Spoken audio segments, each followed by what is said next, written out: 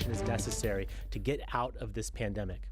And let me be clear, vaccines are the way out of this pandemic. Get vaccinated or risk losing your job. That's the choice San Diego city workers are now facing. The city council passed an emergency ordinance today requiring city workers to get vaccinated. Leading up to today's vote, San Diego's police officers had remained at an impasse with the city over a vaccine mandate.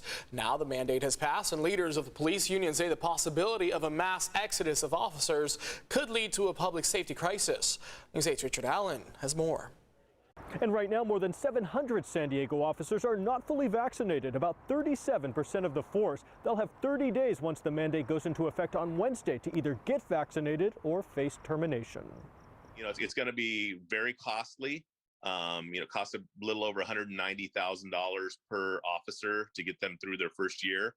Jack Schaefer is president of the San Diego Police Officers Association, which had been pushing for the city to allow for regular COVID testing for its members in lieu of being required to get the vaccine. This association has never been anti-vax, but we're definitely anti-losing a lot of cops. Exactly how many officers would end up leaving is still unclear, according to Schaefer, who says that San Diego's police force already has more than 200 vacancies. If we were to lose a couple hundred, it would take us probably a decade to bounce back to where we are now. In imposing this mandate, though, Mayor Todd Gloria reiterated that the COVID vaccine is the pathway out of the pandemic. With today's action, we are a step closer to doing precisely that.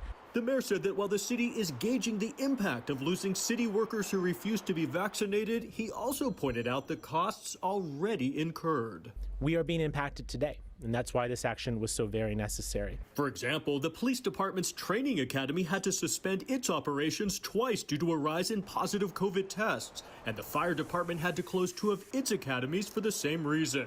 But Schaefer says that this inevitable loss of trained officers will have long-term consequences on public safety, from fewer officers patrolling communities to longer response times to emergencies. Sometimes taking a little bit more time could be the difference, between something bad happening and something really bad happening. Schaefer points out that on the county level, sheriff's deputies who are not vaccinated can instead submit to regular testing. That's why it really just doesn't make sense to us, and especially when you're trying to compete for, a valuable resource, which is, a trained officer. It's time to move on. It's time to let majority rule. And it's time to get back to the business of running this city.